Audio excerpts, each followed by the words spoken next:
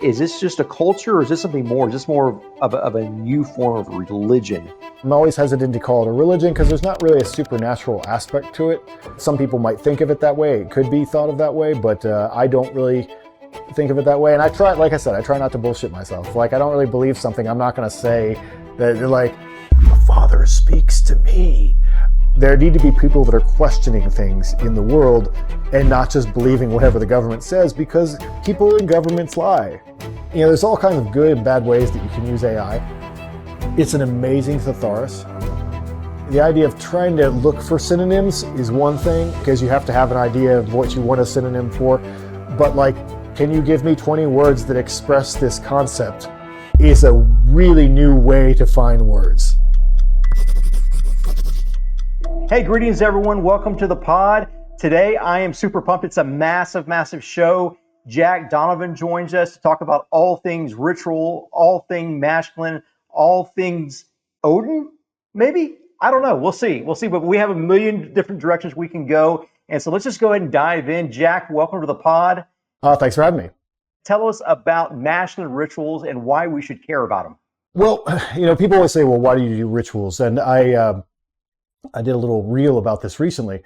And in the context of human history, why wouldn't you?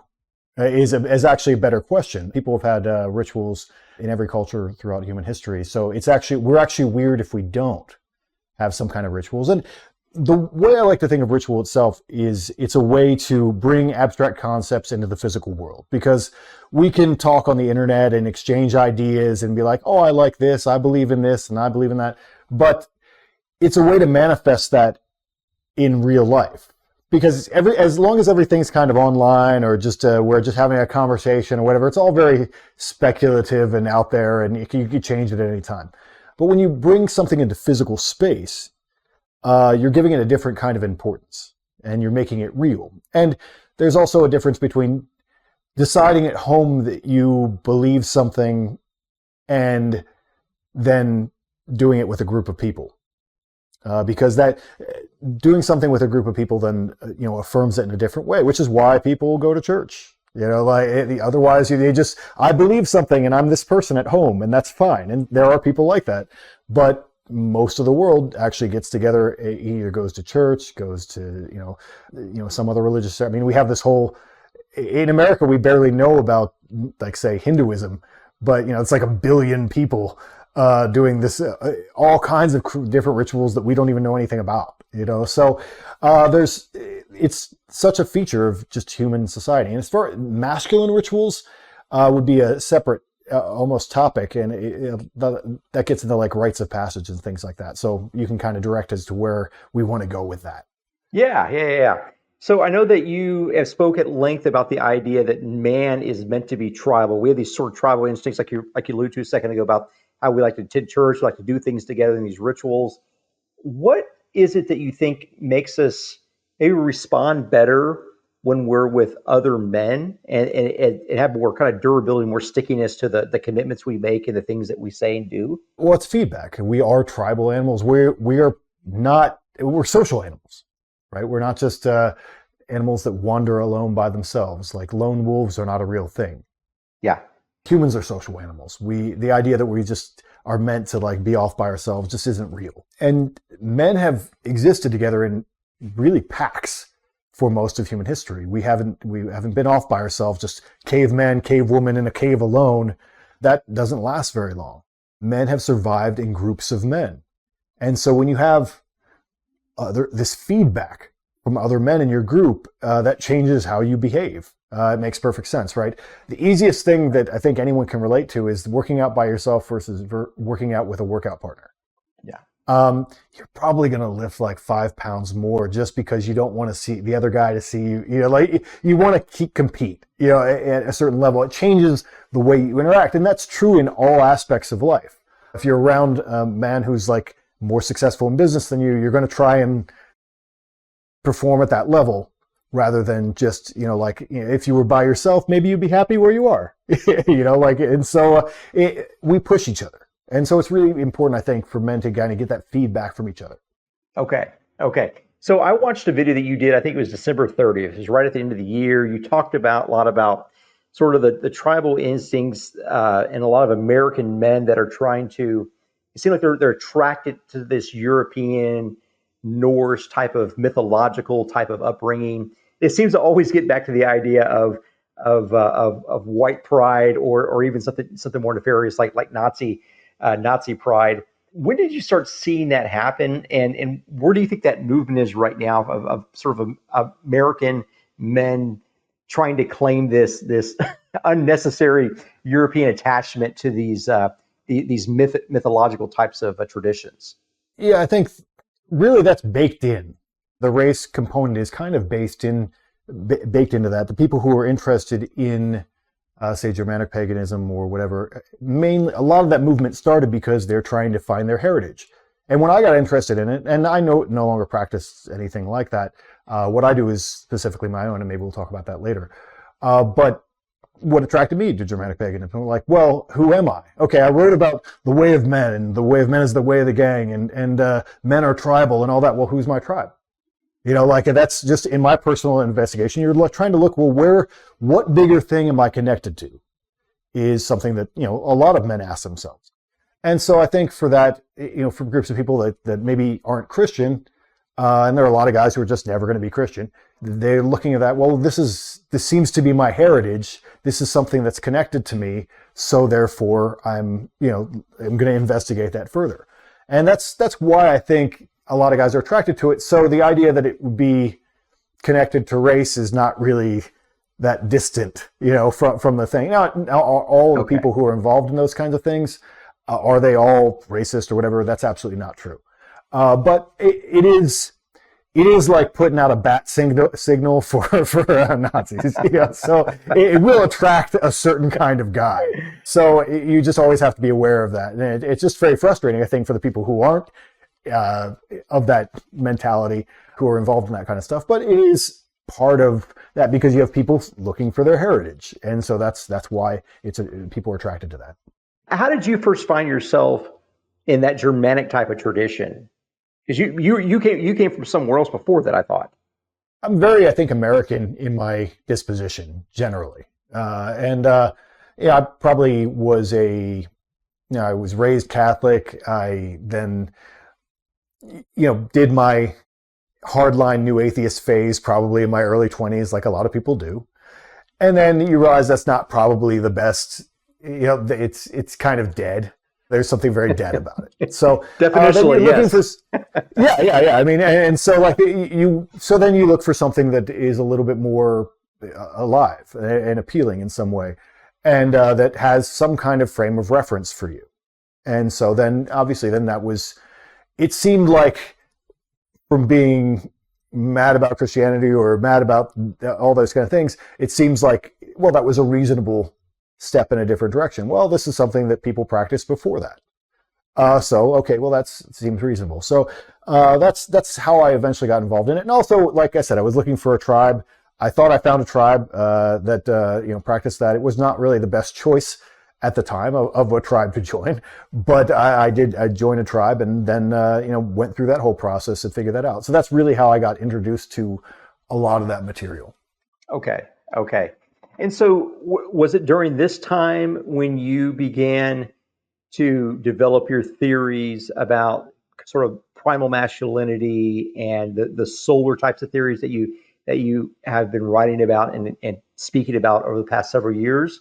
Or was this a newer type of revelation? Well, obviously the Way of Men came out in 2012. And that was before I ever got involved in Germanic paganism or anything like that. I was just kind of interested in it as a background thing. But the Way of Men, I became interested in primal masculinity fundamentally because I thought that, when I was younger, I probably would have told you that masculinity was stupid. And then as I got older, as close to my 30s, I realized, hey, maybe I missed something. And realized that there was this good aspect of masculinity that was really appealing. And this motivating and powerful thing. So I went through kind of a journey of rediscovery, and then I started talking positively about masculinity, and I was told, hey, you aren't defining it very well. And then I looked around and, well, actually no one defined masculinity very well. They just talk about movie quotes and what grandpa said and whatever. It's all very disorganized. And so that became my project with The Way of Men, was to, what is masculinity? To trying to define it and trying to nail it down so we could talk about it as an intelligible thing. And that's how I got to primal masculinity. Well, where does masculinity come from? What have we been doing for hundreds of thousands of years? What do we have that's in common? Because there are all these differences between different cultures, but what do they have in common? What do they believe about masculinity that's the same? And that is how I got to The Way of Men and the tactical virtues, and The Way of Men is the way of the gang. And it was after that I got involved in Germanic paganism, things like that, because like I said, I was looking for my tribe. I try to, there are people who just write theory and there are people who just practice, and I try to split the difference on that. I mean, I'm a regular guy. I went to art school. I'm not going to all of a sudden become like a Navy SEAL. I'm almost 50 years old, but I do try to I wrote about this thing. Well, I should go and try to live that way to the best of my ability. And then you learn things along the process. And so I guess to answer where your question was leading, that developing the Fire in the Dark, the book that I wrote about solar idealism, that came from, trying Germanic paganism and seeing, okay, here would I see some problems with it. And here are what do I authentically believe? What can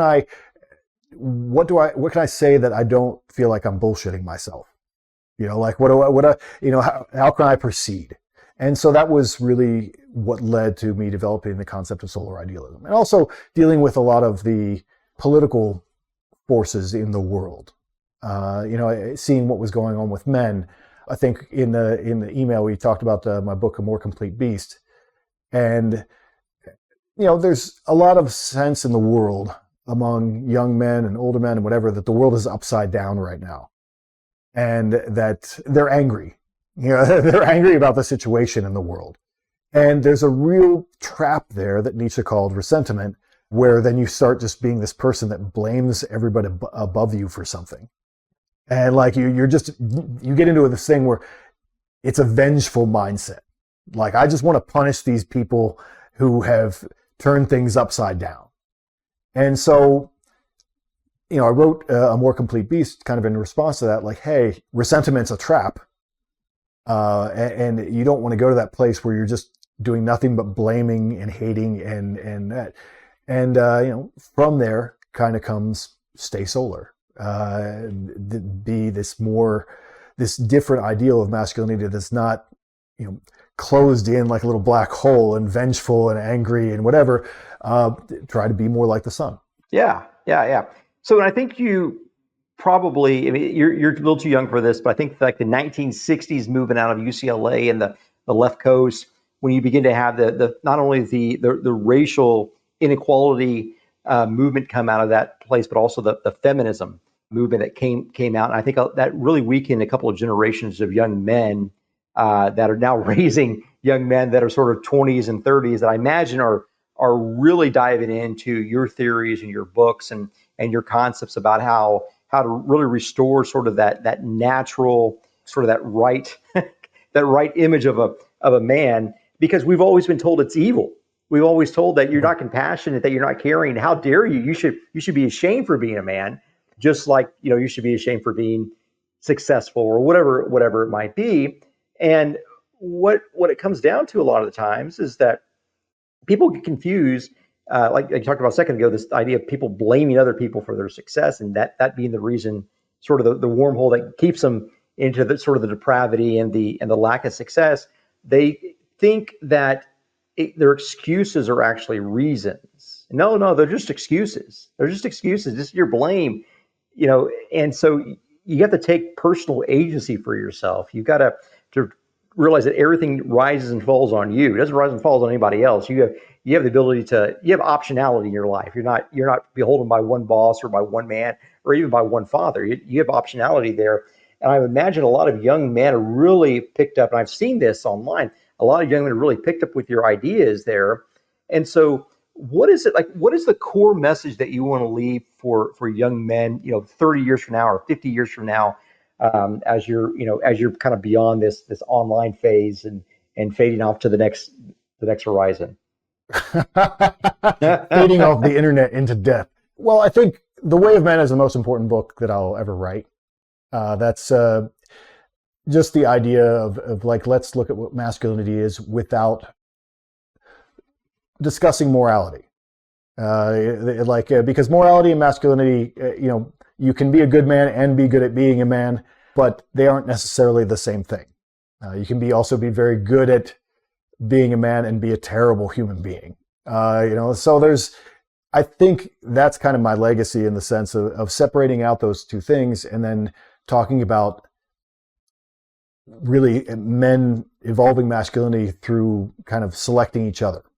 And we select each other into groups, and that a lot of people will look at evolutionary theory and so forth, and they focus on what are you doing to impress women. Is the whole of masculinity, and really men spend a lot more time trying to impress each other. And that is, we do it now. We've been doing it for hundreds of thousands of years. And so that's really, I think, important for young men to understand. Just these basic concepts about the world, like how the world works, in the same way that, like, I wrote this essay called, Violence is Golden. And that was really influential for a really long time. And that was just me trying to figure out how the world works. And if you don't understand that violence is kind of behind everything, you actually aren't at the grown-ups table yet. The only reason that you pay taxes or follow the rules or whatever is that somewhere down the chain of events, there's dudes with guns waiting to take you away and put you in a room. That's how society runs. It's always run that way. You can pretend it doesn't run that way, but until you understand that about the world, you really aren't grasping how things are actually working. And so that's kind of a basic concept that was originally meant to be the start of The Way of Men. But I pulled it out and made it a separate essay. But so that's been very influential, and that's part of that whole message, like understanding masculinity, understanding how the world works, without all the like fairy tales around it. like without all the, like, let's just talk about basic things and then start from there. And I think a lot of guys have appreciated that, and that's why I've gotten a lot of special forces guys and martial artists and so forth have like looked at my writing and been like, oh yeah, that we understand that's what makes sense to us.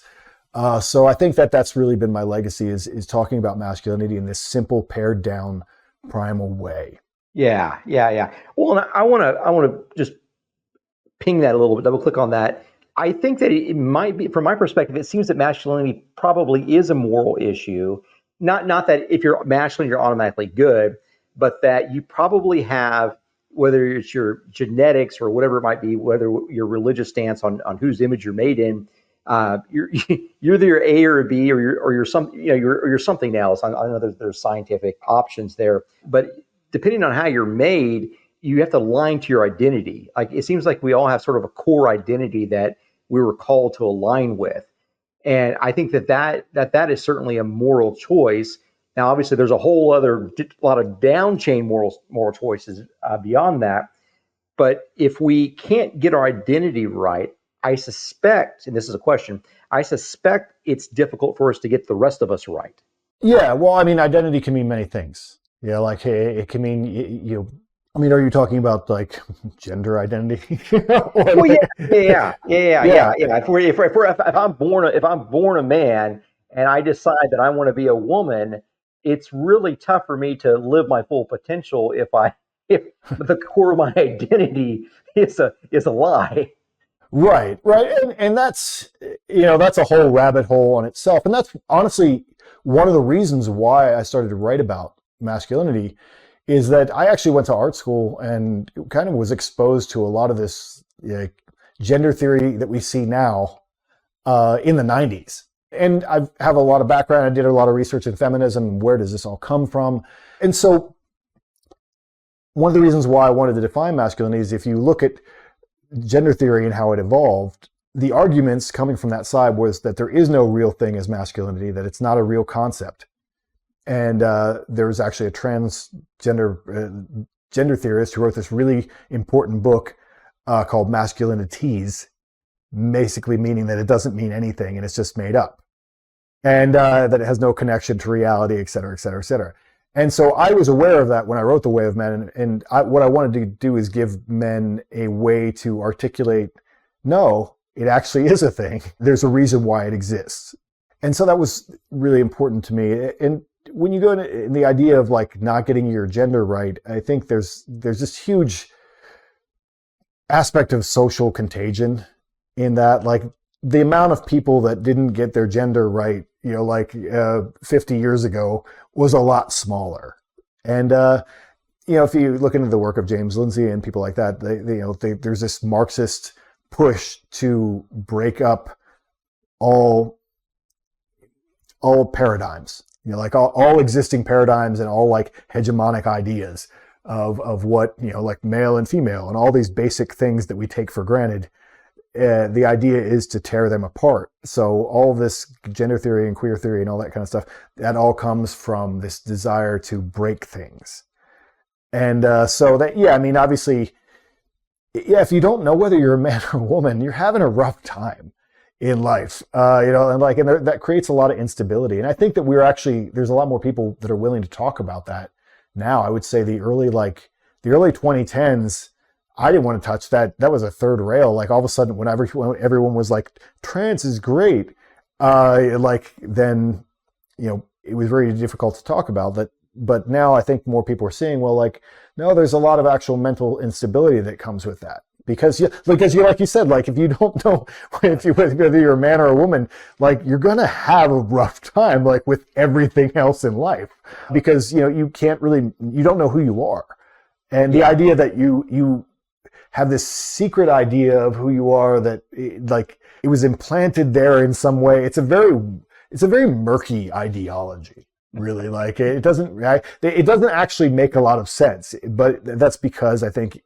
the idea is to break things rather than actually make sense. Yeah. It seems to me that they use the same strategy across the board, where they will set up a third option, right? You got the yin and the yang, but I'm going to set up a third option here, kind of the murkiness that you alluded to, or a third type of gender. Then I might add a fourth or a fifth or sixth.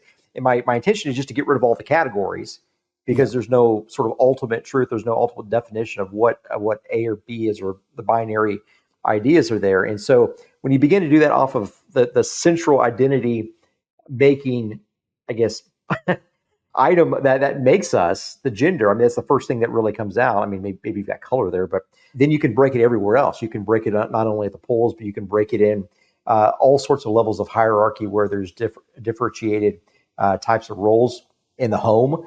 And then whenever you start touching the home, you begin to start talking about destroying certain parts of civilization, and it gets very, very dangerous. I don't know if you're following this. That's happening in the American churches, actually the global churches, where the feminists are taking the same sort of tactic, where they're saying, okay, so the Bible says women cannot be pastors, so women cannot have authority over men inside the church. Right? It's just kind of like a thing. Like the church doesn't have authority to give women authority over men, and for some reason, that really irks a lot of women. And though all the wild women happen to have really, really weak husbands. And so what it tells you is that in the home, there's a disproportionate type of weighting there that is somewhat unnatural, where the men are not acting like men, and the women have taken up the leadership role in the home, and that's beginning to bleed in other parts of society. And it just begins to be destructive over time. And so this murkiness seems to be first set apart by different categories, this third gender, or this other thing that a woman can now do within a church, or whatever this type category, and there's a fourth and there's a fifth, and then there's a blending, so there's no rules whatsoever. And so we begin to destroy the overton window of what is normal in a society, and that society begins to crumble. What say you? That's the plan. That's the overarching plan of that. They call it in intersectionality or whatever, like bring margins to the center. So like take the least, the person that everyone thinks something's wrong. Let's bring that to the center and make it right. And then that creates confusion all the way. I mean, the same thing. It's like with fat acceptance. Like being fat any time in history, you'd be like, that's probably not good for you, man. Like being morbidly obese, bad. They're like, but wait, is it? And bring it to the center, and then they make a whole bunch of people sick, basically, and unhealthy to destroy the idea that you should be a certain size or whatever. And so it's the same thing in every aspect of society. And the idea is not to it's like they think that they're going to reveal some kind of truth by doing this, but it really just makes everyone confused and creates a lot of disorder in the world. And unfortunately, it's like there's the Marxism level of society that like this is kind of for useful idiots. Like we're going to make you confused about everything, and look how we're tearing down these boundaries and freeing you from like all these rules, right? But then that just makes people very nervous and confused. Like they don't know what's up, what's down, what's right, what's left, who's a man, who's a woman, whatever. And then, Marxism always leads to oligarchy, because then there's a kind of a ruling class that comes in and like, well, is actually just going to take advantage of that. And so everyone's confused. You don't know what the truth is. How about we tell you? We're going to tell the truth. We're going to give you organization. And that's why you see so many, all these governments around the world right now are so involved in, like, everyone hates free speech all of a sudden. They're trying to stop freedom of speech, like in Europe and all these different places, because they want to step in and be like, we're going to give you the order. You're like, the correct information comes from us, nowhere else. And then that gives people the sense of order. And if you have a whole bunch of people questioning that, then there's all this confusion. So they want to step in. So you have these people trying to destroy all the rules of society, create the confusion, and then there's this overarching people that are stepping in to say, no, we've got it. We have the truth. So this is not a political question, but it's about Trump. Do you think that the world needs a Trumpian-like figure in a power position to call bullshit on some of this stuff? What is the role of a figure like that? Yeah, I mean, it's obviously that's kind of what he's become. Is someone who will actually say no. Everyone else will say yes. Obviously, everyone in the media will say, yes, this is what we're doing now, no matter if it doesn't make sense. I mean, we watched it with 2020. Like, none of this makes sense, but we're all going to agree about it. And yeah, you need people who, actually believe in questioning authority. And, years ago, I mean, everything's really political, but years ago, I mean, when I was growing up, you really would have expected that from the left. Like, you would have expected the typical liberals, he's been like, wait, guys, the government's cheating, or the government's doing something wrong. The classic reporter who's going to find out that some big corporation is poisoning you, or whatever. And that was going to be a liberal back, 20, 30 years ago. That's going to be the guy who's going to do that. And the conservatives will be like, no, that's fine. Whatever they're doing is fine. And it's really flipped now. Whereas you have all the journalists and whatever will just repeat what the government says. And now you have other people, whether it's Trump, whether it's like Elon Musk, whether it's like all the other people that are willing to be like, no, someone needs to question this. There need to be people that are questioning things in the world and not just believing whatever the government says, because people in governments lie. It's like, misinformation. One of the things I love about that is that, like, wouldn't you love at your job to be able to say, whenever you get caught doing something bad, to say that it's misinformation and then punish people for saying it? That's really what they're doing. Like, oh, well, we were incompetent about this thing and we created some problems, but that's misinformation. And you're not allowed to say that. Like any other job in the world, that's how you get in trouble, right? Yeah, and it's almost like people like, RFK Jr. or Elon Musk. Like if you have the potential for them to entrench themselves and get the power pole positions of that sort of bureaucracy that thinks like that and drives that sort of action in the free press, the free press, it seems like that could be potentially catastrophic, and they would have to do whatever they possibly could to repel that possibility of them getting into those positions. Because they not only have sort of the idea and the knowledge that they operate like the way you just said, but they also have that brutal third thing, this mastery, like you call it, or this competency, where they can actually go effectuate the plans, effectuate the theses that they set forth, and they could upend the entire machine. Yeah, and they're very aware of that, and that's the kind of news that I'm keeping my eye on. Really is like when the The guy who runs Telegram all of a sudden gets picked up and put in a French jail. Things like that. That's scary to me. That's the stuff that I see in the world, and I'm like, oh wait, because that's them being desperately trying to control a narrative, and they don't want anyone tipping that apple cart or whatever. It's so. But it's so important that we have those people that are willing to do that and willing to say no to those people. Because not everyone can. Yeah. I don't know if you caught the comments by Eric Weinstein on, I think he was on Rogan maybe a couple of weeks ago, where he made the comment that it's impossible for the various agencies of the world to allow Trump to get reelected. Because it's so disruptive to the world order, and the fact that he's a lame duck, he has no reason to please him anymore. Yeah. I mean, and that's yeah, we'll see. 2020 caught a lot of us by, off guard, but this year we know that shenanigans are coming, and we've already seen many shenanigans, and there are going to be more shenanigans, so it's rather than be like, oh my God, we know that they're going to do some things. And so rather than, I've been trying to advise men who listen to me, just be careful and watch your mouth, because you can't act. There are a lot of people in 2020. I was just as bad as everybody else. I mean, I was, on Facebook yelling at the governor, but now it's like, okay, we know that there are going to be things that are going to go down. So do you want to really jump out and be first in line to call that out? I mean, unless it's your job, maybe you don't want to do that. If you're a pundit, that's your job, but if you're just a guy who has a normal job, maybe you don't need to be the first thing. What we really need to do is something that is actionable and maybe seditious. Shh, be careful, wait to see what happens, Yeah, two months ago, everyone all of a sudden was a sniper or a personal protection expert. Yeah. Right. Exactly. Yeah. So you have this symbol, the solar vision symbol that you've used extensively throughout. That I think maybe, if I recall, harkens back to sort of a Bronze Age type of symbol or idea. Could you walk us through what attracted you to that, and also give us an introduction to your kind of your grand solar theory, and why it's a solar theory and not a moon theory or something else? Well, I guess let me start with the metaphor of the sun. Okay. And the idea of why I'm using the sun and where Stay Solar came from.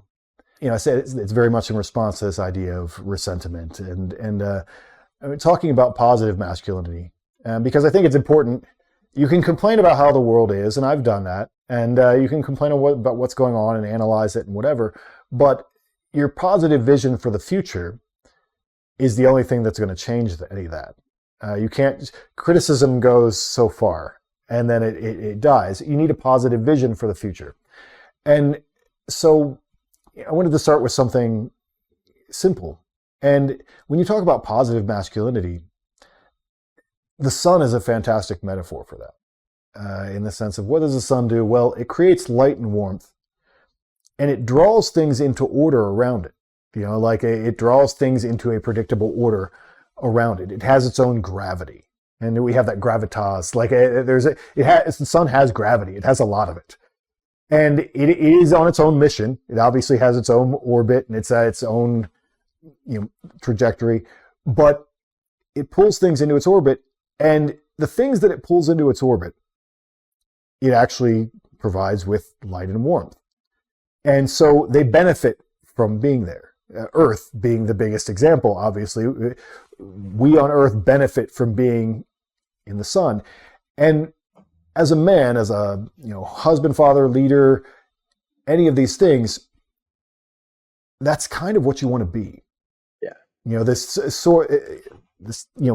steady source of light and warmth and strength that other people benefit from being around you. If you're a CEO of a company, you have all these people that basically feed off of what you're creating, off of the energy that you're putting out there. And the same thing is true for, fathers and a family. You're creating this environment, and everybody else is kind of feeding off of that. And so you want to be this positive source of energy. And the sun is just the best metaphor, and it's an eternal metaphor, and everyone understands it, and it makes sense. So that's the basic idea of, this kind of expansive solar masculinity that, I advocate. And I think it's a good direction to send men into. And so the solar vision symbol is just, it's a sun symbol that I adapted from an older form. I think it was something found in Switzerland or something like that was Bronze Age. But I adapted it and put the eye in the center of it, which is very traditional. The idea of the sun being an eye in the sky that watches and oversees everything. It's a symbol for, whether it's a Christian God or whatever kind of God, there's always an association with that God is watching from the sky. Yeah. And it's the sun. And so it's this very timeless symbol, this eye in the sky that oversees a lot of, in a lot of mythologies, like the eye in the sky oversees contracts and agreements between men and things like that. It's watching when no one else is, basically. And so that's the idea of that symbol. And so that's solar masculinity and where that symbol comes from. And then if you wanted to go further into what I'm talking about with solar idealism, yes, that's basically an idea of, it starts with Nietzsche. We talked about Nietzsche before, and Nietzsche said, if God is dead, what festivals would we create in the absence of that? What would we do? And whether or not like Nietzsche's idea of God being dead is a very complicated. People like to make it very simple, but it's very more like it's a collapse of consensus, because we all exist in consensus realities. And when you had the Catholic Church ruling everything, then we all were in the same consensus reality. And Protestantism really actually kind of broke that up. And that's okay. Now we have different consensus realities that we're operating in. And that just has kind of snowballed in modernity. We have all these different consensus realities. And now, this point where we're, in these different information silos today, where you have like people who listen to different news sources are existing in a different reality. Like if someone doesn't have X, I'm like, how do you know what's happening in the world? Did you like actually watch the news? Like wow. So anyway, it's just this collapse of consensus reality is what I think really the Nietzsche death of God means. But the idea of like, what will we create? Because men have created all kinds of different religions throughout history. I'm like, what would my project was starting from the point that we're at right now with what I think men need in the world. What would I create? And can I look at all of human history and compact from kind of this high seat that we have in the world, where we can see how one thing turned into another thing, and the same archetype repeated over and over and over and over again in different religions and different mythologies and all that kind of thing. How can I pull them together, being able to see all that, and then make some kind of system that makes sense based on what we know? Because we know things that we didn't know, like at different points in history where you would travel no more than 50 miles from your house in your entire life. Like we can see a lot more information. And so let's take that information and, make it useful as men. And so I came up with 3 major archetypes, which are the Father, the Striker, and the Lord of the Earth. And that comes from a few different traditions of comparative mythology and so forth. But there always seems to be a father, an eye in the sky. I would say the easiest way to imagine this concept is when you're a boy, you literally look up to your father because he's taller than you. You look up to a father, he's taller than you. He represents what you could become. Like he is an ideal, like an ideal above you. He's your potential future, yes. Yeah. Yes, he's potential future you. But you also realize that your dad is your dad, and he's not, you can't be him. You have to be, and so there's a father beyond the father. This idea of what a father is that's beyond that. And so I think that's where that thing above you that's beyond your dad is the Sky Father. And so people create that over and over again in different religions, and that represents your ideal father, like the father beyond the father. And so that's, I think, a very solid concept, and represents a lot of aspects of masculinity. And then there's the Striker, which is which is the sexy part of masculinity, which is like everybody wants to associate with the warrior. like your warrior god, whether it's, Thor or Marduk or all the different warrior gods, they have the same thing in, Native American cultures. So we all, because men had warriors. And so that idea from Way of Men of establishing a perimeter and having the tactical virtues and what do you do and how do you claim space and hold it and protect it for the people around you. That is what the striker represents. And there's been striker figures, and they're remarkably the same. They're like almost always storm gods. Like they're a storm god. They hold lightning. Like Zeus is kind of a representative of that. We have Indra. We have all these different figures out throughout mythology. And of course, lightning is sort of the offspring of the sun. It's that Yes. it's that sort of mediator Yes. of the sun. Yes. Exactly. It's the fury of the sun. Yeah. When the sun's angry, it sends down lightning from the sky. Like it's such a powerful metaphor. It looks like the sky is angry now, and it obviously creates fires and all kinds of things. And so it's just this powerful metaphor, which you can see primal man seeing that and be like, oh, the sky is angry. And the thunder, you can hear it. It's so powerful and primal. And then the third aspect, which I just did a whole podcast on last night, actually, is the Lord of the Earth, which I think connects us to the fact that we're actually animals. And 90% of the things that we do in life are not high father work, and they're not being a warrior, but they're just actually perpetuating life. And, whether it's, your relationships with people around you, with business, with, obviously the natural world, all these things that you need to do just to keep things going are part of what we consider the Lord of the Earth. So there are these three archetypes, and that's kind of the basis of solar idealism. And we, then, talk about many things beyond that. But it's this idea of this, this solar masculinity, and then breaking it into these three kind of mythological archetypes, and then using those as kind of guidelines to talk about different aspects of masculinity. Yeah. And what was the name of the third archetype? The Lord of the Earth. Lord of the Earth. Yeah. So it seems like the Lord of the Earth would always have a little bit of that sort of spark of the divine as well. The spark of the sun, a little bit of that burning, a little bit of that light about him. Am I wrong about that?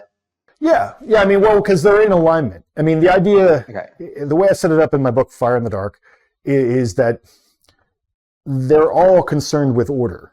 And then, because disorder is what you're trying to stop. Yeah. So they're all logos. As men, like men in the world, I start Fire in the Dark, and this is what my group is kind of based off of, is that the idea of like, if you had to leave your society that you were in right now, and you're ancient man or whatever, if you're Romulus and Remus, right, you're just wandering around, and you get a bunch of guys together and you start something.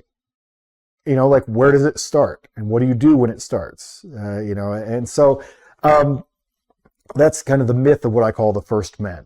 And we've seen this over and over again, whether you're pioneer, it's like you have men go out into the world and start a campfire, and then, they're creating this perimeter and they start to protect it and whatever. And that's kind of the root of where culture, I think, comes from. And that's why we were talking about the Lord of the Earth. I was like, where did I get into that? But the idea was, if you're wandering out into the world, the world is chaotic. Like there may be a natural order to the universe, but we don't know it. we don't know. The world is chaotic to man. There's all kinds of things. I mean, they're having a hurricane on the East Coast right now. Like the world's going to do what it's going to do, and we have to react to it. And there's so much confusion. The idea, what men really want, I think, more than anything, is order. And order is, temporary, really. Like, we all then, turn back into dust and disorder and, become part of the universe again at some point. But while we're here, it's the job of men to create and maintain and perpetuate order. And so that's what the three archetypes, what their purpose really is. Like, the father creates order, like, basically like makes all the rules and definitions and boundaries. And then obviously the striker protects order, and then the Lord of the Earth keeps it going. So they're all related by this thread of solar order. So that would be the answer to the question you were actually asking. Yeah. So they all have a little bit of this sort of magic about them, that they're order givers, they're order bringers. They're just to use the sun analogy, they're bringing They're bringing fire into the cold, dead earth. They're bringing light into the darkness.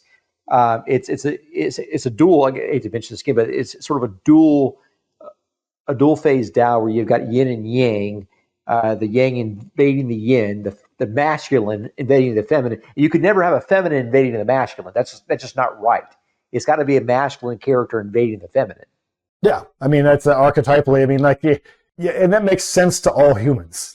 Yeah. You know, it's like when you look at things like Hollywood and the stuff that they do, and they're trying to invert roles. Like, oh, all the heroes are going to be female, and they're going to magically be able to be stronger and better at everything than the men and whatever. And that stuff falls flat because it's not human. Things have to be rooted in human nature, and that has nothing to do with human nature. That's something that academics came up with in a library. You need something that's connected to human nature, and that really speaks to our humanity. Yeah, not that you're opposed to them putting Gal Gadot into a superhero costume. There's everything right about that, but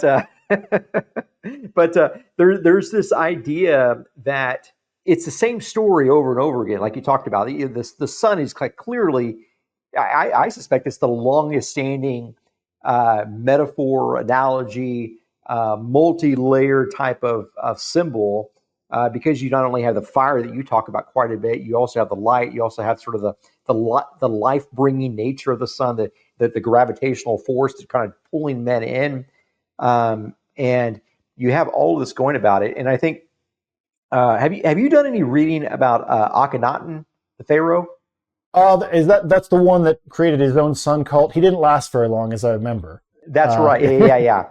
He was the one. Philip Glass wrote an opera about him.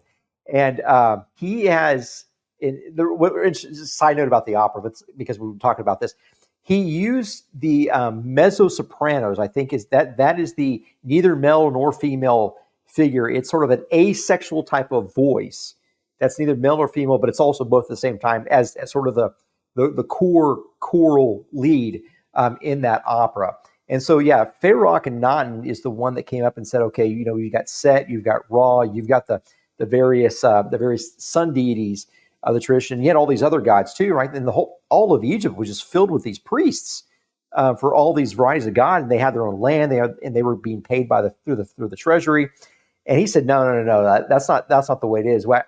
I believe that there's one sun god. I think he said, "Oh sun, you created us. You give us life. You give us light." And then he said three words that brought him down. These three words he said, "Oh soul God." So he was the first pharaoh to be monotheistic, and like 20% of the whole economy's betting on multiplicity, and they didn't want to hear that, so they came and unseated him. But that's also the same one that King David wrote I can't remember, Psalm 122.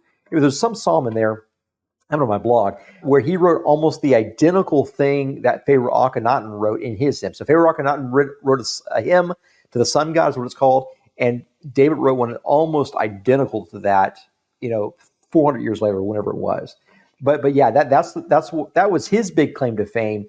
Is he said, I believe in one big sun god. Like we're saying, there's 100 sun gods, but I believe in one sun god, monotheistic. And when he did it, he assassinated all the other gods in that culture, and of course, their leaders came back and brought him back to life, and killed him for that. Yeah.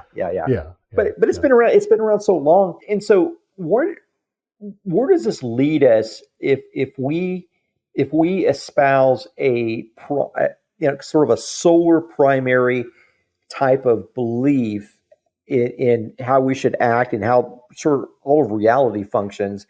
Where does this lead us in terms of ritual and daily activity? Like, what is the outflow of all of this? That's why it's so exciting that you get to create that from the beginning. I mean, that's, men, we've had so many rich and interesting cultures because men were like, well, I think we'll do it this way. And they come up with their own aesthetic, and that's based in their own time, and it has its own flavor. And that's why we can go to another country and enjoy, like, wow, this is so different and exciting because they came up with their own way of doing things. And so I think that humans are tribal, and there is never going to be one overarching belief system for anybody. I think that the second that happens, it'll fracture into a million pieces because they'll all start arguing with each other, and that's our nature. Because we aren't really meant to operate in groups of like billions. Like we're like they call it like a party gang species, and like there's questions about how many people we can actually interact with successfully. Dunbar's number, I believe, he like stops at like 150 or something like that. Like beyond that, you don't really care about anybody. Beyond that, it's all abstract, right? So I think that we need to create our own cultures, and it's like mine. The thing that I'm creating is its own flavor, and it's not going to be for everybody, and that's fine. But I think it's good. And so the idea is to create rituals that are based on the concepts. And not just do stuff to do stuff, because I'm very conceptually oriented. So I want to have everything I do make sense. So what our rituals, our main ritual, and there will be more over time, but our main ritual is called the fire ritual, obviously from Fire in the Dark. And I am actually going to perform one next weekend in South Carolina. So I've done them kind of Ireland. I've done it in Arizona here. I've done it in a few other places, and so I'm going around kind of performing this ritual that I've written. And the idea is basically to do this thing that I'm talking about, whereas we need a point of orientation in the world. And the idea is like when the sun goes down, men create a fire at night, and that fire really replaces the sun for all intents and purposes. It creates all the light and warmth, and it creates the natural perimeter that I talk about in The Way of Men. It creates this perimeter of everything within that is intelligible and understood. And then outside of that, there be dragons. Because once the light of the fire disappears, you don't know what's out there. That's why that's why you can tell camping stories and whatever. It's like because there's confusion and disorder out there. So it's the idea of creating an ordered space. And so there's this concept of a ritual, whereas we've actually done this because so often in history, what you do in ritual is reenact actions of the gods, or this is what the gods did. Whether it's like in say a Catholic ceremony, you're talking about things that Jesus said or whatever, and then you're doing communion and reenacting something that the gods did. And the same thing is true with a lot of other, they reenact creation in some way. And so we're doing kind of the same thing. So this myth of the first men, people like men wandering from somewhere out into nowhere and choosing a spot to create order. So I've taken a bunch of guys out hiking, we'll hike out for a few hours and then agree on a spot. And this is where we're going to create the fire and create order. And so the whole ritual is really based around that idea. And so we set up this fire, we build the fire ring together.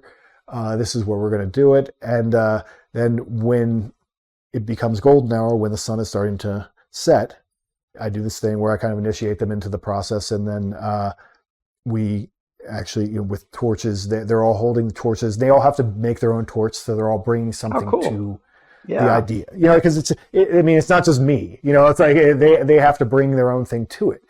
And so then, I say some words and talk about what we're doing. And then we all light the fire at one moment together.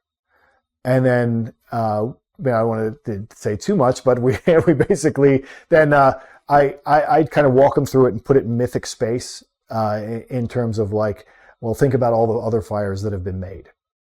We're not the first people doing this. The men have been doing this for hundreds of thousands of years. You had men in the Pioneer, you have men in ancient, legions in ancient Rome were doing this. Men have been doing this. Is a thing that men do. And so, that's kind of what we're doing the ritual. And then we name it after the fire god Agni, in the Vedic culture, because that's related to Proto-Indo-European, probably, and our word ignite. Like Agni. Agni is the fire god in Vedic culture, and then linguistically, it's related to the word that eventually becomes ignite. Like Agni and ignite come from the same root, which is like Hingnuus or something like that in Proto-Indo-European, but no one says Hingnuus because it's like this unpronounceable formula of like linguistics. But to say Agni, it makes sense. So it's not like we're worshiping Vedic gods, but it's like we give it the name Agni, and they all have the same name, and it's all the same fire, and it creates a sense. The idea of it is to create a sense of consistent order. Like these are certain things, like these are our values of our group, and we're creating this, fire that we, like symbolizes that. This is our sun. This is our point in the universe that we are oriented around. Yes. And so that's the whole concept of really creating the order. And then we have a guy in the Coast Guard who he's actually coming to our next ritual, and he was like, "Do you keep watch over it?" Because that's something that men would do. And I was like, well, yeah, I guess we have to. So that's become part of our tradition is that we have the guys set up a schedule where someone has to be watching the fire all night long. So they keep a watch, and then we say some words when we put it out in the morning because the sun is back, so we don't need the fire anymore. Yeah. It's basically, that's our foundational ritual. So, I've been working really hard on that. Yeah, again, just refining my speech for it and refining what we do for it. But I think it's very symbolic and timeless in a way. It connects with a lot of men. It's not pretending to be any particular culture, because that's the trap that you get into with a lot of these Reconstructionist religions. Is that like, well, you're pretending to be a group of people that you're actually not, and in a culture that is already dead. And so let's do something that has references going all throughout history, but is it's us doing it right now and intentionally performing this act. And so I think that's very exciting. I get excited about that. Yeah. That being a fire priest is the job that I want. So I'm just trying to have that job. You're the grill master. You're the grill master. Yeah. Yeah. I think conceptually, it's very interesting, and it's there's a lot. We're adding depth to it every time.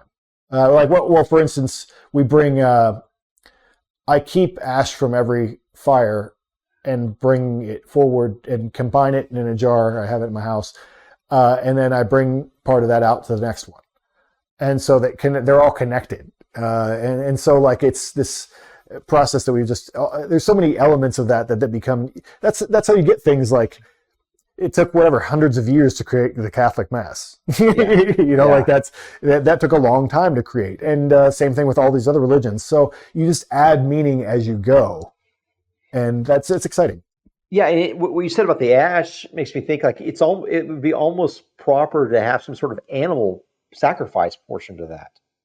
I've done that. I've done that in when I was doing Germanic paganism. I've killed my fair share of goats and a pig and some other stuff. But my thought about it is, in solar idealism, the way we conceptualize the gods is that they're aspects of ourselves. Okay. They're the highest aspect of ourselves, the unreachable, perfected version of ourselves. So like the Father in the sky is like that would be the best, most ordered, like brainiac architect guy that I could possibly be. Yeah. And so my thought on what would you sacrifice to that God that is a more perfected version of yourself? That's right. To me, the correct sacrifice is effort. The proper sacrifice is excellence. That's what you're really giving them. This higher version of yourself. What do you give it? It doesn't really want a goat. It wants your best. And so that's what you really give to it. And that's, I think, an interesting part of our philosophy in the Order of Fire. So that's really what we think of as sacrifice. I mean, I'm not against the way that the Greeks did. Sacrifice is so weird when you look at different cultures, and the way that it's in America, it's seen as this very kind of satanic, spooky thing. But if you read through, I think, the Odyssey and the Iliad and all that, but also especially the Voyage of the Argos, the Argonautica. If you read like the classic Jason and the Argonauts, if you look at what they do throughout that story, they're basically killing an animal and saying grace to Apollo. That's basically what all they're doing. That's all the sacrifice is. They're like, they give part of it to the gods, the parts that no one really eats, and then the rest of it they're just cooking for the guys. Like, oh, we found all these. And so that's what animal sacrifice really was for a lot of these cultures, is like, we're going to acknowledge the gods and then we're going to eat. So, and that's really what they're doing. And so it's not as spooky and weird as I think that it becomes portrayed in Western culture. It seems very natural and like, oh, well, they said a few words and then they're going to kill the animal and then they're going to eat it. And so that makes perfect sense. So I wouldn't be against doing something like that in the future, but it wouldn't be like, it wouldn't be to give to the god so much. It would be to like, yeah, we're going to eat it. Yeah, let's say let's kill this animal in a dignified and symbolic way. Yeah. But ultimately it's for us. Yeah. Well, and I think that's the lesson you mentioned, the Iliad. That's the lesson of Homer, as the Greeks are prepared to embark. They get slammed by the storms. They can't leave. Agamemnon sends Calchas up to pray to Diana. She's upset because she is the superior huntress, and Agamemnon claimed to be the superior hunter. And so he says, Calchas, go and offer the doves. Obviously, the doves are the animal of peace to the goddess of the huntress of war. That's an improper sacrifice. And the thing that she did, which was so genius, associated with the depravity of man, is, she convinces him to send one of his three daughters, Iphigenia, up to be sacrificed. And he sacrifices her to the goddess, thinking that he won. The storms are still, they set sail for Troy, but he doesn't realize that they wasted a decade of their entire, replenishment back home. When they win the war, but they get back home, who are all the kids? They're all a bunch of bastard kids that their wives have been sleeping around with other men. And I mean, that's what you get for making an improper sacrifice. The gods know what they're doing. Don't offer an improper sacrifice, because that becomes a curse in the end. I think that's sort of the story of mankind, is we keep trying to offer as little as we possibly can. And what's demanded of us is something higher. It's that effort. It's that living sacrifice. It's that whole man that the gods are demanding. And we try to give a few dollars here and there. We try to give this, try to give that. No, something higher and more costly is being demanded. Right. That's the way to put it. I like the idea of being out in nature, in the deep, dark, sort of the depravity of the wild, the chaos, the void, and the idea of a spark of light. It's a shareable light, right? I imagine that men are lighting each other's lanterns or something. There's sort of a process through how the light gets spread, but they're also taking responsibility for their portion of their light in the world. It gives that responsibility. So what is the role of responsibility within, sort of the culture you're building? And is that responsibility, are we talking about, again, I'm a little bit confused. Is this just a culture, or is this something more? Is this more of a new form of religion? How should we be envisioning this? I like to think of it more like the Freemasons, in terms of like, well, there's a philosophy to it, and it's a group for men and so forth. We have guys now that have been in for 2 years and been out to like 4 or 5 fire rituals, and so that's really cool to see that. Yeah. Like to see this is just an idea, and now we have guys who are like, I'm about this, and it's an important part of my life. And one of the guys who is one of the most involved guys in my group, he said that basically it takes the place of religion for it. Like our philosophy sits in the place, solar idealism sits in the place of religion in his life.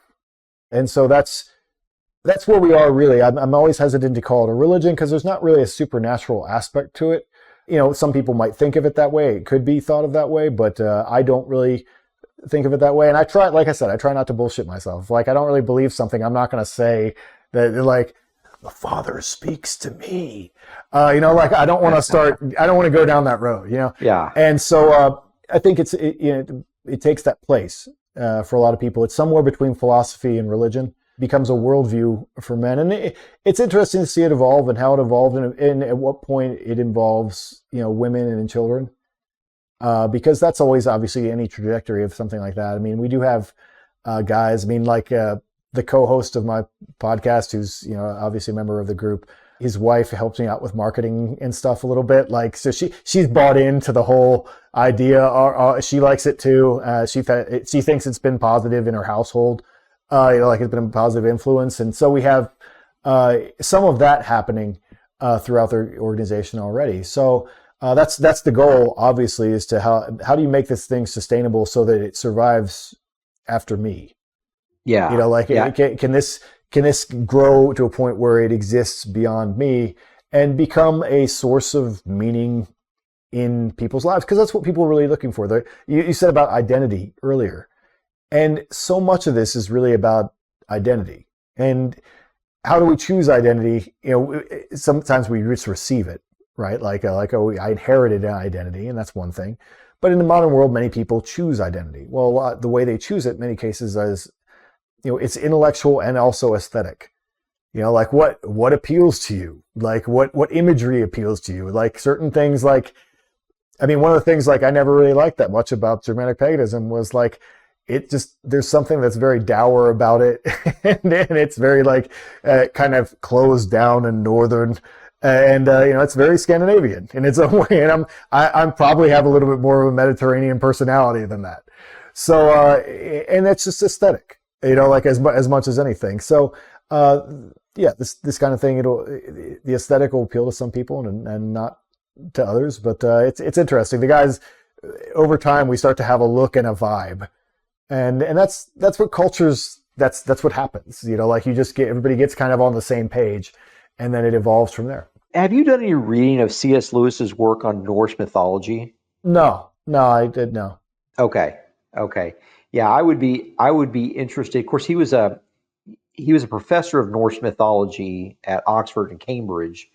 Obviously English literature, that sort of thing. But that was sort of his great love. And so hearing you speak online about the gods and sort of the differences between the sort of the Greek gods and the sort of the Northern East European gods is interesting to me.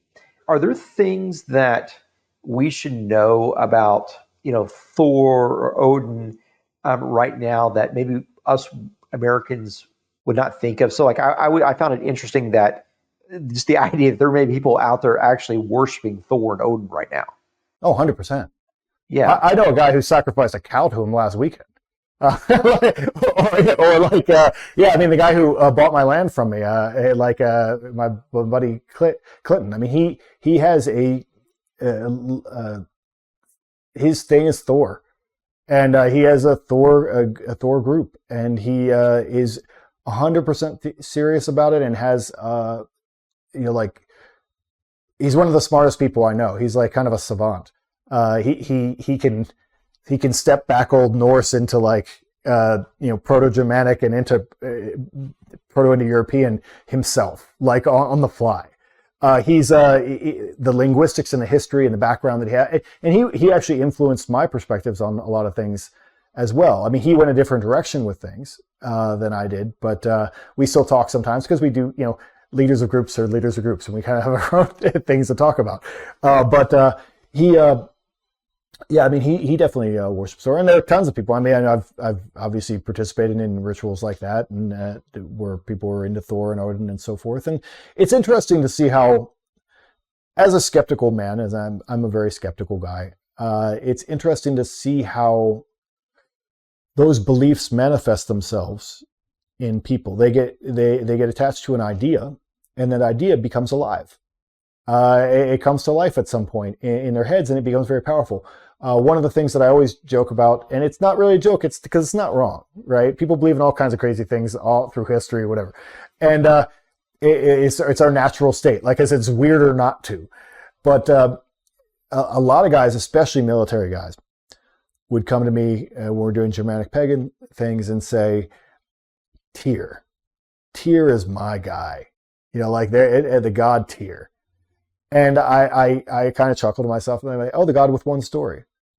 Because he only has one story. He barely appears in the literature, but he has this powerful story of he's the god who puts his hand into the wolf Fenris's mouth to make the actions of the gods legal, So he's seen as this warrior god who sacrifices his own hand for his people.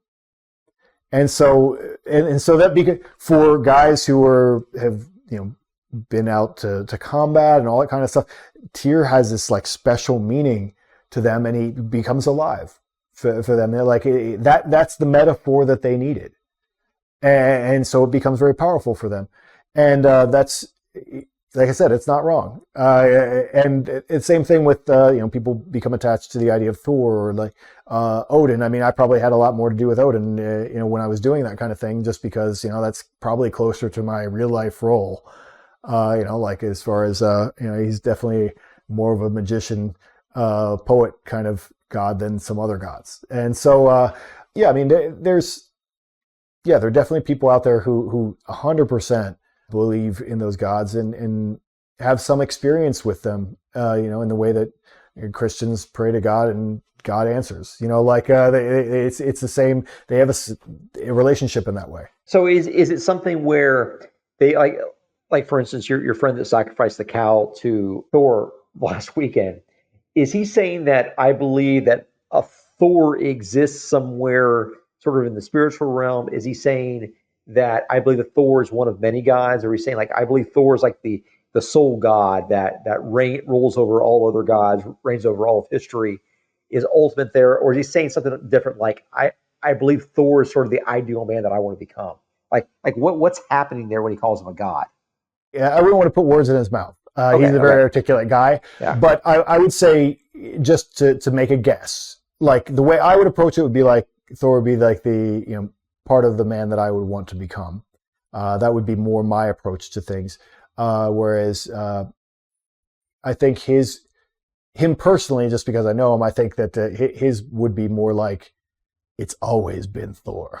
And there's an argument to be made for like that being an archetype that's gone from the beginning. Like I said, sky god who starts out, we have a concept called the ascended striker. In Fire in the Dark, I read about the ascended striker because that's usually how the father becomes the father. In Greek mythology, Zeus, has to fight a war first. Yes. He fights his war of the gods, and then he becomes the father. So he was a striker first, and then becomes the father god. And so that's an archetype that's repeated over and over and over again.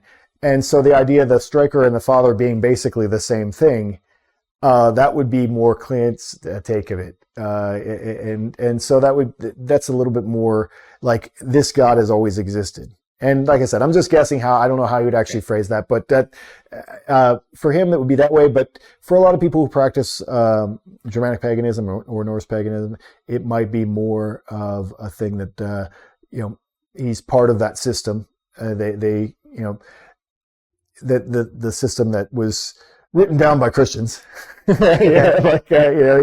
that Norse mythology was actually recorded by Christians. So like the source material is like, how much does that relate to what people actually worshipped? We really actually don't know.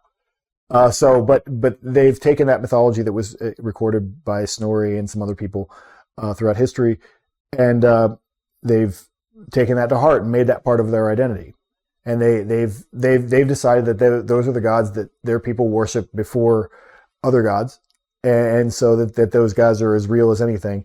And so they actually believe in them. So there's it's hard to put it all in one box because there's actually a lot of people out there who believe a lot of different things. Okay, because the idea that them being real, I'm thinking to myself again, the idea of a real man who puts on a belt and he becomes twice as powerful. That sounds fantastic. I would love that option. So you're saying real, like these people believe that Thor has existed in an embodied state, standing on the earth at some point, or maybe is still standing on the earth at some point, or no?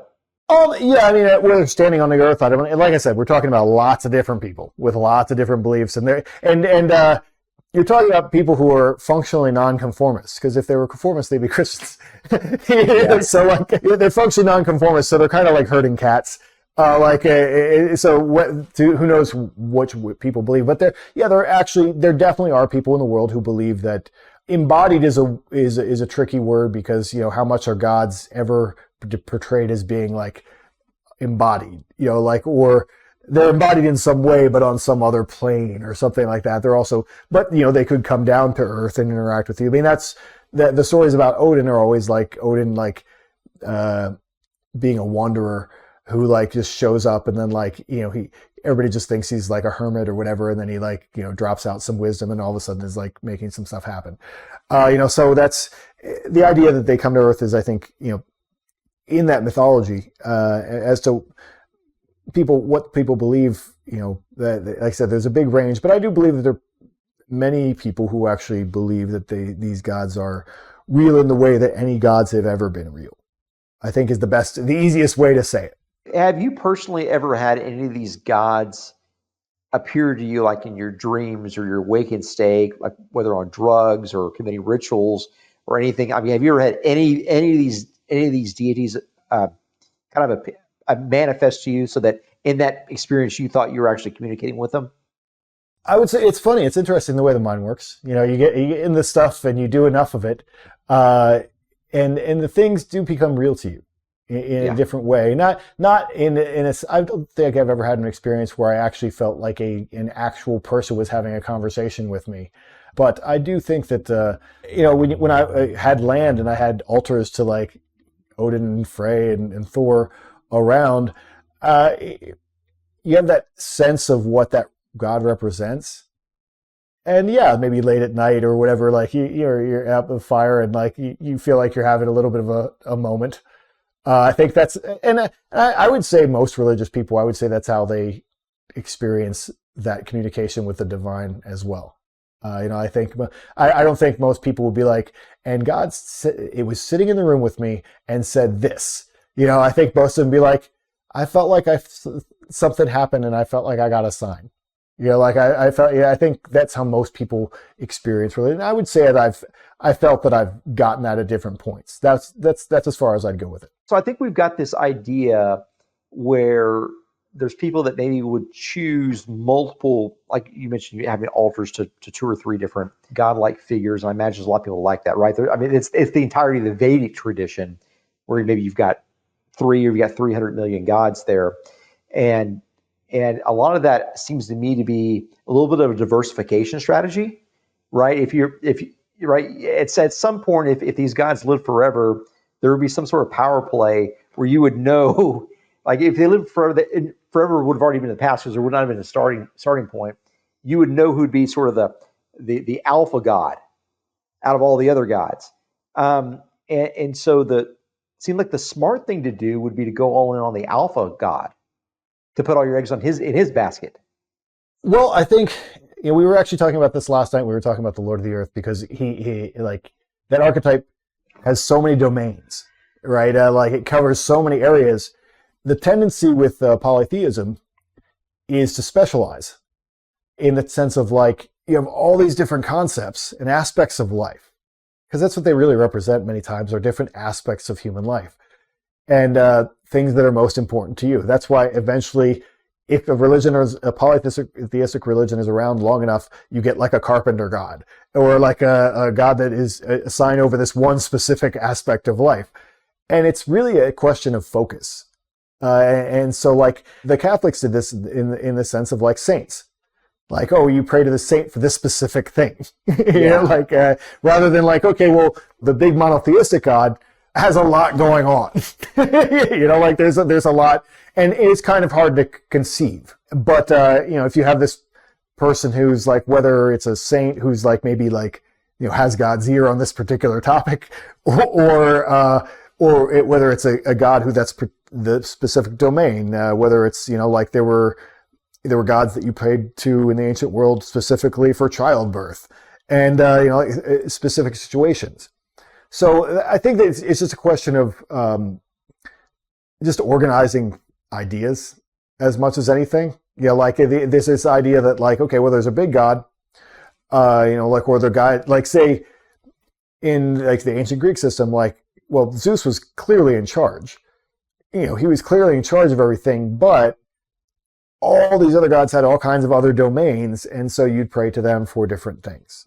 And so that's what I think the strategy is. It's just like it is the human tendency to break things into different classifications, like in the way that a species and a subspecies and whatever. Like we do that with everything, and so I think that's the tendency, is to break it into pieces so that it's manageable, Yeah, yeah.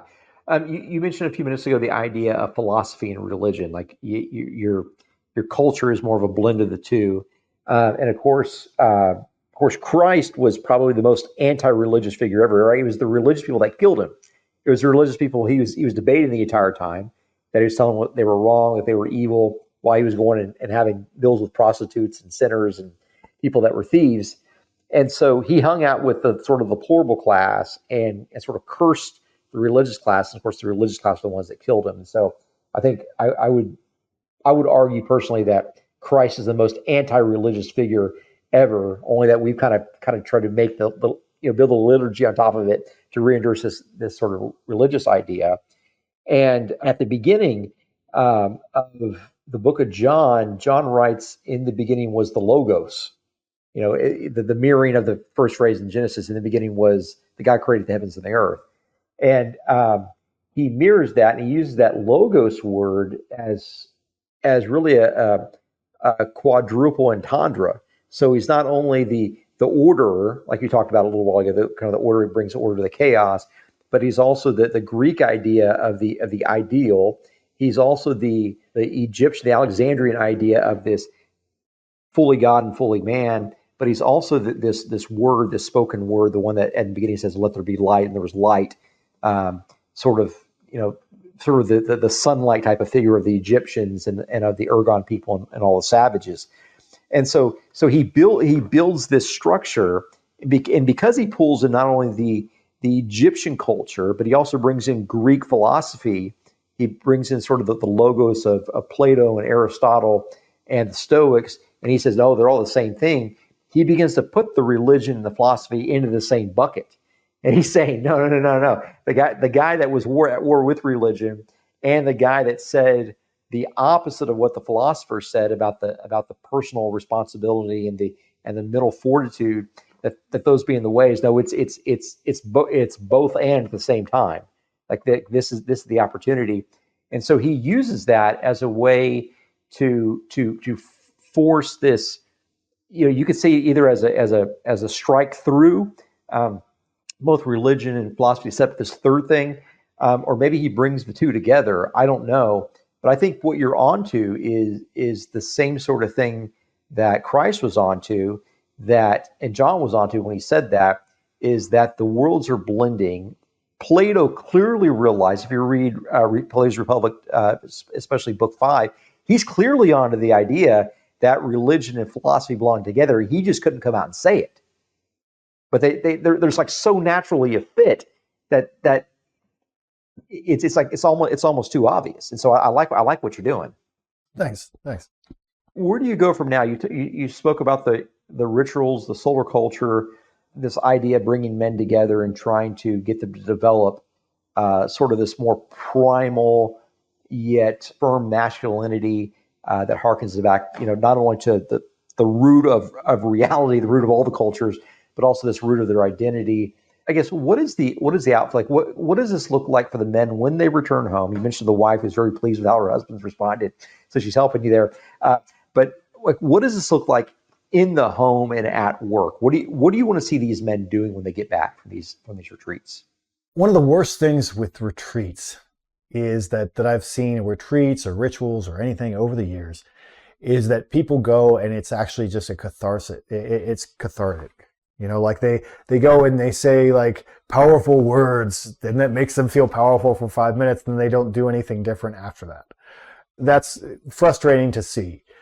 So we always I try to encourage things to continue in the same direction, rather than just being like, oh, we did a cool thing and now we forget about it and go back to being like losers. So you want to. So we obviously in our group we try to obviously encourage men to keep improving and excellence being the thing that we're saying that we're about. So obviously we want to push people in that direction, and also be sensitive to the fact that looks different for everybody. Like what people are good at different things. Not everyone has the same goals and whatever. So I don't want to be one size fits all about that. But how do you encourage men to become the best versions of themselves? I think it is the focus of really what we're about, and what I'm about, what I try to, and also to. One of the biggest things and the biggest struggles, and the things that men really want, is they want to fit into a group of men, as I've written about and whatever. So the biggest struggle is just, for me personally, is just to grow the group to be big enough to where they can have other guys around them who are in the same page. Okay. Because then that becomes a self-perpetuating system, as we talked about, like the workout partners or whatever. Like if you're around guys who are doing the positive thing, you both have the same belief system, whatever, then that starts to gain momentum. And that becomes part of your regular life and so forth. I mean, so we have groups within our group, this one group that really took off, where they meet every week. They have whole conversations that I'm not involved in. They're doing this whole thing, and they have their own patches, they're their own group. And those guys are really keeping up with each other on each other's lives and involved in each other's lives and help each other grow. And they're also like doing their own philosophical investigations. Yeah. The other day they all worked on this big project because they think of civil unrest is coming, that we have some, ex-military guys in there. They all created up the perfect bug out bag and then gave it as a, like, here's the list that we're giving to the group as our contribution for this month or whatever. So, wow. Yeah, I mean, getting men working together to tackle some of these problems that they face in life together, and to just improve each other. And I mean, that's the idea, is to keep the momentum of self-improvement going. And, the balance of like shame and encouragement is very tricky to maintain. I think a frustrating thing about our group is that when guys disappear, it's usually because they're embarrassed. They've done something like they've gone down a rabbit hole or whatever, like they're just not performing. And so they just kind of like hide into the background and slip away because they want to be proud of stuff and saying, and then if they're not proud, which is the opposite of what they should be doing, is like, oh, well, we can help you with that, would be the ideal thing. But that's the thing. If you have kind of a shame culture, like, and you have like guys who are like really want to impress each other, if they're not doing anything impressive, sometimes they like hide. It's frustrating, but that is what it is. But yeah, I think it's something that a lot of the honor cultures miss out on, because shame is something that's natural and it's actual proper, right? You've got to have shame, and you've got to have guilt, and that's what leads to the sort of the pivot, the repentance in some traditions. You've got to have sort of the about face to turn around, make the correction, and then move forward. And without the shame, without the guilt, you can never make that correction because you never admit that you're wrong. Yeah. And it's I'm maybe too nice of a guy. I don't know, but like our kind of motto, and it's become, I think for one of the groups, has become kind of their whole motto, was that that guy who was going to be like, it'd be cooler if you added 10 pounds to that or whatever. Like, it'd be cooler if you did that, and that's kind of the way we motivate each other in our group, just because there are guys who will. It amazes me online. There's this whole pack of influencers that just yell at you. Like their whole gig is to yell at you like your angry father you never had. Like basically just you see them like on Instagram, you pull it up and they're like, what you really need to understand is that like, I never want anyone to talk to me like that. So like, I don't, that's not an experience I need to have at this point in my life. Yeah. But some people need that. Some people seek that out, need it. That's not who we are in our group, but there are some people who do need that in their life. So it is what it is. But that's not, like I said, we're more of the subtle encouragement, than the guy screaming at you. Yeah. Well, let's talk a little business. The Way of Men has sold over 100,000 copies. I think is the last number that I saw. Just a massive success. Walk me through what gave you that idea to write that book and how it became that sort of success. Were there any big breakthroughs that you experienced in that process? Yeah, I mean, it's, I don't want to say luck, but it was the right book at the right time. It was, like I said, there were a lot of, feminism was a lot more prominent at that point in society than it is right now. Right now, it's kind of like they don't know what to do. They've been like defanged by trans. They don't know what to do with it. But like the feminists were very prominent. They were in the media. There were all these articles called, like The End of Men was a really big one at that point.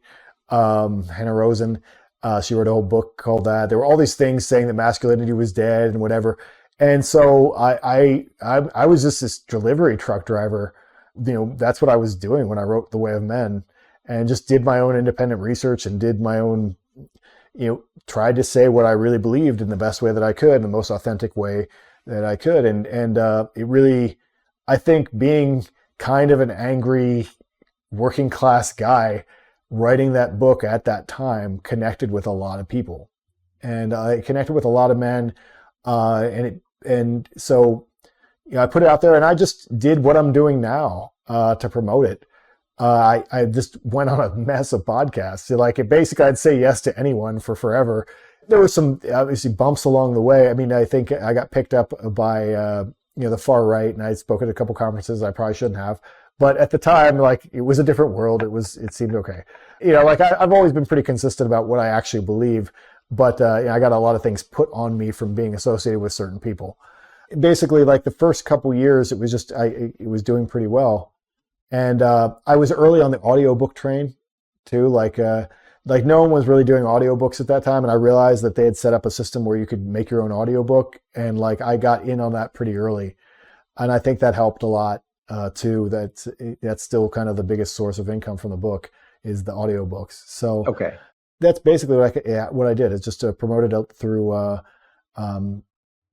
speaking and going on podcasts and just being available and writing and stuff now. And now it's just kind of on the tail end of that. The Way of Men, it's like 10 years. It's basically was my main source of income. Wow. So it became, obviously it's been translated into like 6 languages, and it just, like I said, it was the right book at the right time, and it became very influential. It became the kind of book that, like a lot of the great war on terror guys were in the Middle East reading it and passing it around units and stuff like that, and they didn't buy it for. But now we're at a point where those guys have kids, and so I've got guys who've bought it for their sons, which is neat. And it's a really cool feeling. Yeah. But yeah, so that's basically how it happened. And I just, said yes to translators when, I didn't pay to translate anything. But if some group wants to publish it, I'm like, okay, sure. That sounds great. It's a feather in my cap, So yeah, I mean, I have to do a few more things to promote it probably for the future. I probably had to, there's a video on YouTube called "What is Masculinity," and I literally recorded it. I look like I'm 12 in it because it's like 12 years ago, but it's gotten all these views over the years, and I probably need to redo that. Now I'm a little bit more articulate. I have better technology. I was in a dark, empty gym at that point, recording this video, and you could hear the generator behind me, but now I could do it better, and so maybe I should do that better. But I mean, that's basically just how that book's been promoted. And then now the landscape of how you promote things is so much different. It's changed so much since then. So just figuring out how to do that now is different with the Order of Fire. And you've written 3 new books since then. The Order of Fire, the most recent. Tell me about your writing process, because you're very, very productive in that writing. What does it look like? Are you early morning, late night, caffeine, exercise? Tell me like your normal writing day. What does that look like? Well, the funny thing is, obviously, like I said, Way of Men, I probably wrote in the evenings and the weekends because I had a job. So it isn't now because I'm spoiled. I get to have well, I can only write at this time, but I get to, I would prefer to write in the morning. Right, I feel like I'm most creative, and you have that little bit of a morning brain if you can kind of avoid your phone. What hours? And earlier and earlier as I get older and older. So it's more of I like to get up around like 5 or 6. And get the day started before that. I mean, sometimes it's 4:30, but yeah, if I'm writing in a writing phase, I'd prefer to go to the gym generally if I have to go to the gym, because that's also when I would like to go to the gym, is early in the morning. But you kind of have to pick one or the other. Like I said, I feel like I get the best use of my time. I think the most important thing at this point is really like avoiding the phone, because I didn't really even have that. I mean, like I didn't even know if what was the state of smartphones in like 2012. Like it wasn't like it is now. They were around, but it wasn't as important of a thing. And now I think once I let that feed from X into my head for the day, like I'm going to lose a lot of creative energy.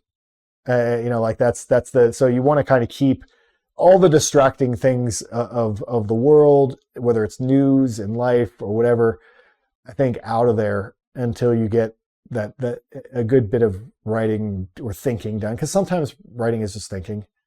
You might not actually get any actual writing done. You might just be thinking. Or doing research or going down a rabbit hole of like, I have to understand this better so I can write about it. My books have traditionally all taken me about 2 years. So like it's been a slow process every time, because I'm usually starting with a question, and trying to answer it. So like I don't have the answer yet. So I need to, it's a process of discovery. So it's not the easiest thing in the world to do. Like I have an idea for a book now that I haven't committed to, because I'm like, I don't know if I want to put 2 years into it, but it's a possibility. And, it's like, I don't know what the conclusions of it would be, and I have to figure it out. But yeah, I just think that's the number one thing that I would advise people is just, like if you can get that morning brain without the influence of the phone or outside sources, I think that's the best way to write. Are you doing a lot of reading as well? It just depends what I'm working on. If I'm writing, I mean, like right now, I'm not writing very much at all. Like the past week, not this week, yeah, a little bit this week, I was getting up every morning and then meditating and then doing writing on the ritual. Because I'm performing it next week, so there were some parts that I wanted to rewrite, and it has to be perfect, or as perfect as I can get it in my mind. And so, these might be like a tiny little line of what looks like poetry, but it's like, well, but it has to flow from that thing and conceptually make sense and whatever. So it's all this kind of mathematical thinking that I have to do, and then to make it exciting and beautiful in its own way. So that's the kind of stuff I do right now. Or if I have an idea for an essay, then yeah, there's a lot of reading and research, or going down rabbit holes online, looking at papers and things like that. It just depends what I'm doing. But yeah. What technology stack are you using? Grammarly, writing directly in WordPress? How do you keep notes? Walk me through that technology. Technology-wise, I do use Grammarly. I basically, I'll write whatever I'm going to write. Sometimes it's annoying, the little thing that follows you around through but I'll generally ignore that until I get to a finished product or semi-finished product. Then I will run everything through Grammarly, which is helpful. I mean, I think Becoming a Barbarian, I think it has an absurd amount of typos in it, because that was before Grammarly. But so I will use that to run through that. And one of the things that I think actually technology-wise, there's all kinds of good and bad ways that you can use AI. But it's an amazing thesaurus, because the idea of trying to look for synonyms is one thing, because you have to have an idea of what you want a synonym for. But like, I want a word. Can you give me 20 words that express this concept? Is a really new way to find words. Having it be able to list those words for you, and then I am a word nerd. I want to know not only what it means now, but what it meant like 1,000 years ago. And I will go through the etymology of literally every word. So if I have ethereal is a better word than I thought it was. And I looked it up the other day because I was going to use it in this ritual. And I was like, I looked it up, I was like, oh yeah. Because I have to I want to see the totality, the meaning of the word, because then that gives it a greater depth. And sometimes then you look it up and you're like, oh, it's disappointing. Like the word noble is a pretty disappointing word. You want it to mean one thing, and it basically, if you go back to the Latin, it more or less means famous. It's not like this perfect, morally correct, shining thing that it sounds like, but it's just aristocracy. And so, yeah, that's really important to me. But yeah, using AI for those reasons. And I wrote a fable recently. It was kind of a follow up to Violence is Golden. It was called how the tiger opened his third eye. I saw that. Yeah, on YouTube. Yeah. Yeah, and so that was a very different kind of writing for me. So that was a fun experiment. I really enjoyed it, and I used AI a lot for the details. Because the details of fiction don't necessarily have to be perfect, but I'm like, what kind of plant would they have in this part of India? Like for what kind of lantern would they carry at a monastery? Like little details like that, I would find through AI. I'm like, okay, because I want this to be as correct as possible. And not feel disjointed. So all the little details of the narrative I could find through AI. So that was really a new use, I think, of technology that's been very helpful for me. It's like I don't have the AI write things really ever, and I wouldn't use it if I did. That's okay. Well, I've gotten into certain things. I mean, business letters and shit like that. Why would you not? But for if I'm going to call it my writing, it has to be my writing.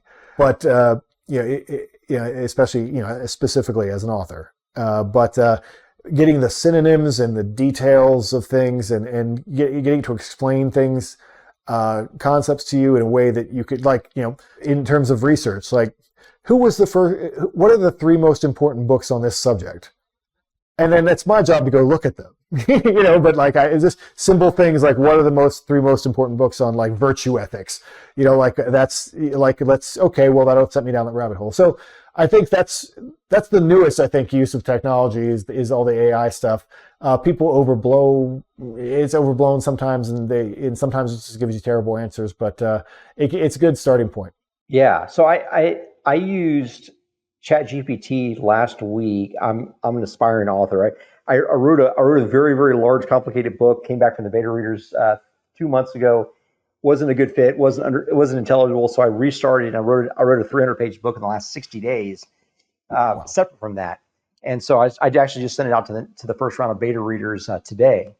And I was looking for a subtitle. And so it's in the self-improvement space. So I asked ChatGPT, what are the top 10 best-selling self-improvement books of the last decade?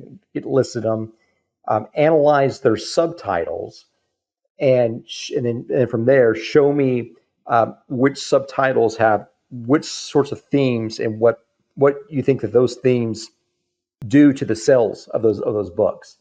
And so, somewhat of a formulaic type of approach to finding a subtitle, but I can't brainstorm it that fast. I'm not going to steal a subtitle from ChatGPT, but I'm definitely going to pay attention that the words power and optionality and ways and those sorts of terms are used repeatedly. And like Tony Robbins, like you have some amazing titles. Like a more complete beast is just like a killer title.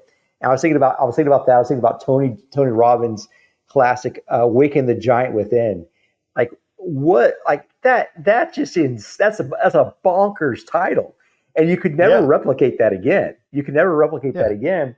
So you've gotta really think through that. You can use AI to do a lot of the thinking for you, but you gotta have a real man make the call. Exactly. Yeah. Well, cool. Well, hey, Jack, I really appreciate. I really enjoyed the conversation. Thanks for opening up and sharing. At least answering my inquiries of curiosity. I mean, I really think, if we had 5 hours, I don't think I could ask you all the questions that I've got for you, but I hope to have a follow-up conversation with you again at some point. Where's the best place for folks to find you? Again, we're going to link to everything down below, but where's the best place for people to connect with you and interact with you? Well, my website is jack-donovan.com, and I'm on X at, I think it's Mr. _ Jack Donovan. I should build that more. That's kind of the space to go to, I think, now. I'm on Instagram at Start the World, and my Order of Fire, I have a YouTube channel as well, but I am mostly active on YouTube in The Order of Fire. So the Order of Fire account on Instagram and on YouTube are kind of where I'm posting the most content these days. Okay, but for interaction, X is a good place for you to interact directly with you. Yeah. I mean, if you can get past, I mean, if you DM me, you might like go into the folder with all those guys who are trying to sell me services every day. But I know you probably get it too. Everybody gets it. But yeah, I mean, X is good for interaction, and also Instagram I'm on a lot. Instagram. Okay, cool. All right, we'll do that. Well, Jack, thanks so much for joining us again. Everyone, check out Jack's links below and be sure to interact with us. Thanks so much for joining, and have a great one.